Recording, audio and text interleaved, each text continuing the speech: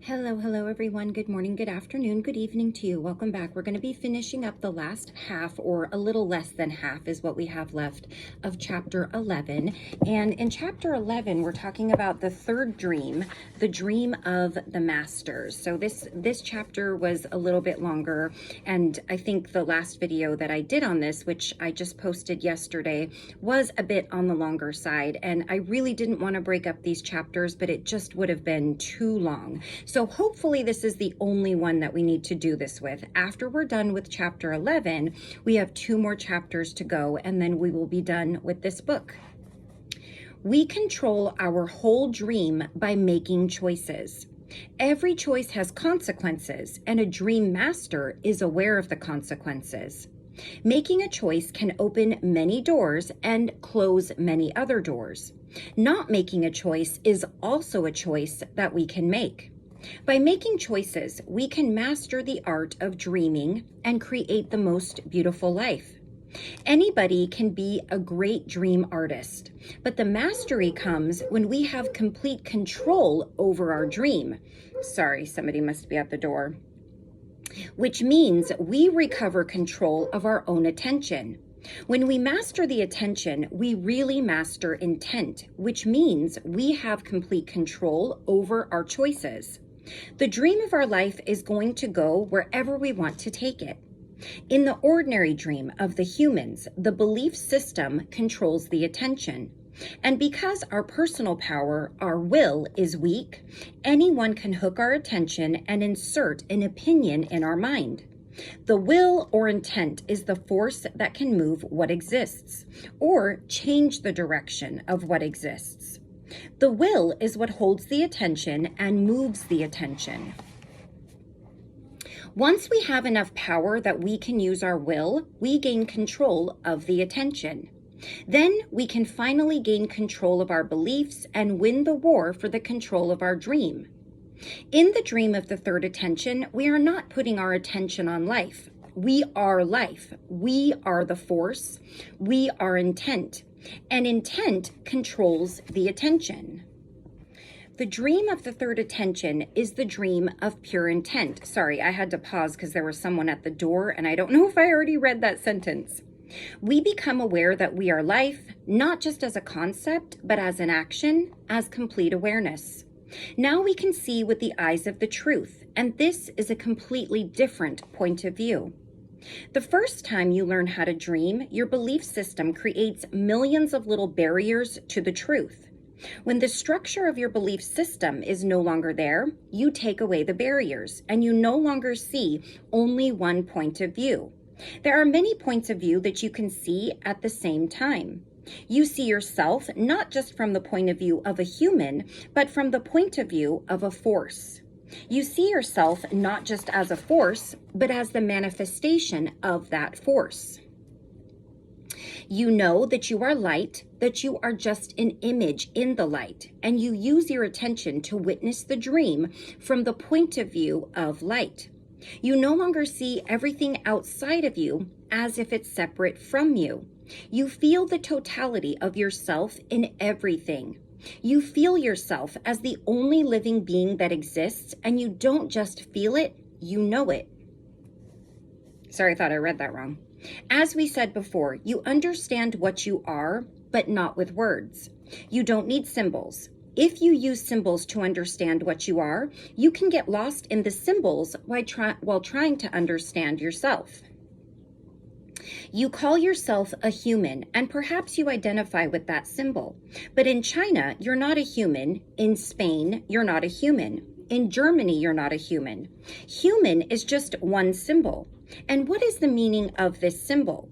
You could write an entire book and use thousands of symbols to describe the meaning of human, and still you would leave something out, and that's just one symbol. Using symbols to understand what you are is nothing but nonsense. Whatever you think you are will never be the truth, because symbols are not the truth. If you say to a cat, "Hey, you're a dog," it won't care. It won't answer back. If you say to a person, "Hey, you dog," that person will surely respond, "I'm not a dog." Some people may be offended and others may laugh. It will be tragic for some and comic for others because we're dealing with different points of view, and we're dealing with a consciousness that goes way back from being a child. So we don't know what kind of consciousness this person is working with when we're speaking to them. And that goes for everybody. We all are in a different place with our consciousness and why we are the way we are. Okay. Do animals need to know the symbol of what they are? Well, they don't know and they don't care. They just are. They don't need symbols to justify their existence. If someone asks me what I am, I can say, I'm a human being, I am a man. I am made out of energy, I am made out of matter. I am a father, I am a doctor. I can use symbols to identify what I am, to justify what I am, to try to understand myself. But the symbols don't mean anything really. The truth is, I don't know what I am. The only thing I know is that I am. I'm alive, and you can touch me. I'm dreaming, and I'm aware that I'm dreaming. Aside from that, nothing else is important because everything else is just a story. Symbols will never tell me what I am or where I came from, and it's not important because I'm going back there anyway. That's why one of my biggest heroes is the cartoon character Popeye the Sailor Man, who says, I am what I am, and that's all that I am. That's wisdom. That's complete acceptance, which means complete respect for what I am, because I am truth. Maybe what I say is not truth, but I am truth, and it's the same with you. You're alive, you do exist, that's true, but what are you? The truth is, you don't know. You only know what you believe you are. You know what you learned what you are. You know what you were told that you are. You know what you pretend to be. You know the way you wish to be seen by other people. And for you, it may be true. But is it really true that you are what you say you are? I don't think so. Whatever you say about yourself is just symbology, and it is completely distorted by your belief or your beliefs. When you finally see yourself without all the knowledge that you've accumulated, the result is, I am. I am what I am. You are what you are, and the complete acceptance of whatever you are is what makes the difference. Once you completely accept what you are ready to enjoy life. There's no more judgment, no more guilt, no more shame, no more remorse. When you leave symbols aside, what remains is the bare truth, pure and simple. You don't need to know what you are, and this is a huge revelation. You don't need to pretend to be what you are not. You can be completely authentic. And because of that, you can deliver a message, and that message is the real you. Your presence is the message. It's the same presence you can feel when your first child is born and you finally hold them in your hands. You can feel the presence of the divinity in your hands without understanding anything, without any words. Every newborn baby has the same presence. It's God, the infinite, an angel incarnate. And we are programmed to react to the presence of a baby. The baby doesn't need to say a word. The presence of the baby says everything. Just its presence awakens the need to give, to protect. When it's your own baby, the instinct is even stronger. And then the presence is really something incredible. That presence awakens your generosity, and you just start giving to your child without expecting anything back. Until perhaps a certain point when your child grows up, and it seems as if that presence was lost. It's so true.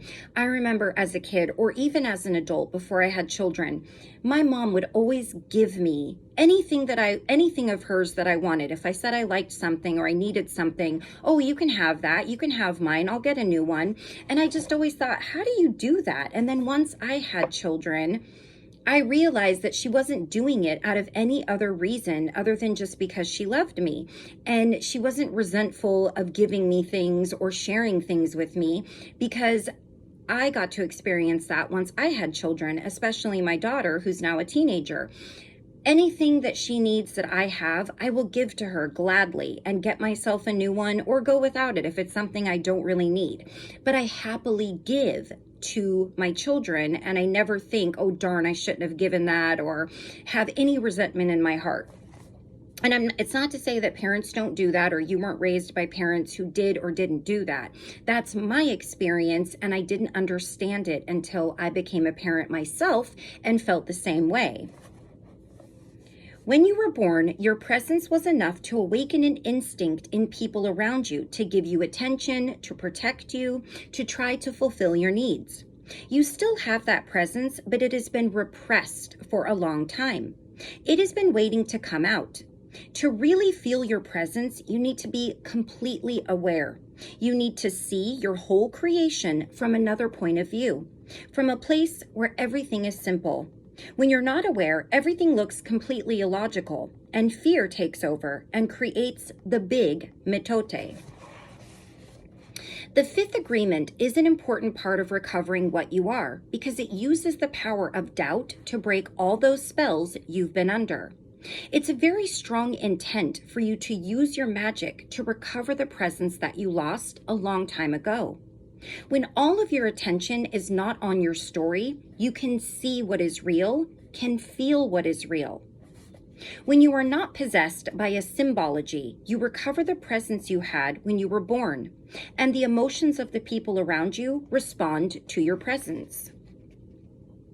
Then you give other people the only thing you really have, which is yourself, your presence, and that makes a huge difference. But this only happens when you become completely authentic.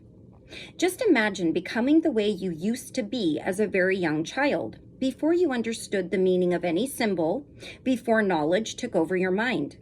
When you recover your presence, you are just like a flower, just like the wind, just like the ocean, just like the sun, just like the light. You are just like you. There is nothing to justify. There is nothing to believe. You are here just to be, for no reason. You have no mission except to enjoy life, to be happy. The only thing you need is just to be the real you. Be authentic, be the presence, be happiness, be love, be joy. Be yourself. That's the main point. That's wisdom. Those who are not yet wise are searching for perfection. They're searching for God. They're searching for heaven and trying to find it. Well, there's nothing to search for. It's already here.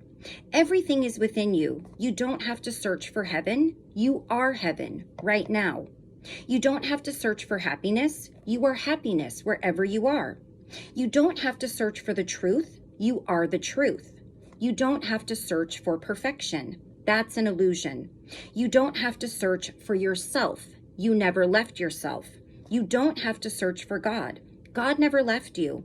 God is always with you. You are always with yourself. If you don't see God everywhere, it's because your attention is focused on all those gods you really believe in. The presence of the infinite is everywhere. But if you're in darkness, you don't see what is there. You don't see it because you only see your own knowledge. You guide your creation through that dream, and when your knowledge can't explain what is happening in your life, you feel threatened. What you know is what you want to know, and whatever threatens your knowledge makes you feel insecure. But the moment will come when you realize that knowledge is nothing but a description of a dream. You are the unknowable. You are here just to be in this moment, in this dream. Being has nothing to do with knowledge. It's not about understanding. You don't need to understand. It's not about learning. You are here to unlearn, and that's it. Until one day you realize you know nothing. You only know what you believe, what you learned, just to find out that it wasn't the truth. Socrates, one of the greatest philosophers of all time, took his whole life to get to the point where he said, "As for me, all I know is that I know nothing." All right, so that's the end of chapter 11. And chapter 12, obviously, we will start in the next video. It's titled Becoming a Seer, a New Point of View. And after chapter 12, which taking a look at it, I'm trying to figure out if this is a one video. Let's see. I think we can do that in one video. Then we have our last chapter here, which is 13. The 3 languages. What kind of messenger are you? And this one, yeah, I really hope I don't have to break these up. They are a bit longer, like chapter 11. So we'll see when we start chapter 12 what we're going to do. But we're going to stop for right now, obviously. And in the next video, we will begin and possibly finish chapter 12.